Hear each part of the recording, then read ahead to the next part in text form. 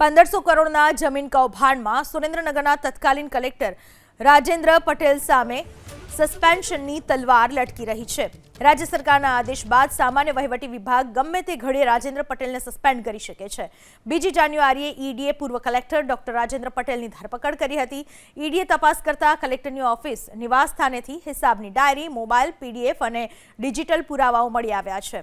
આ દસ્તાવેજોની એફએસએલ તપાસ કરશે। આ ઉપરાંત કલેક્ટરના અંગત સહાયક જયરાજસિંહ ઝાલા પાસેથી પણ વોટ્સએપ ચેટ સહિત હિસાબી યાદી મળી આવી છે, જેની પણ તપાસ કરવામાં આવી રહી છે।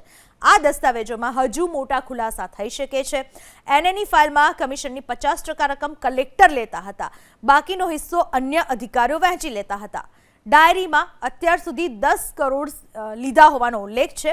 આ સમગ્ર પ્રકરણમાં જે રીતે તપાસ આગળ વધી રહી છે તે જોતા હજુ ઘણા ભ્રષ્ટ અધિકારીઓ પર કાયદાનો સકંજો કસાશે।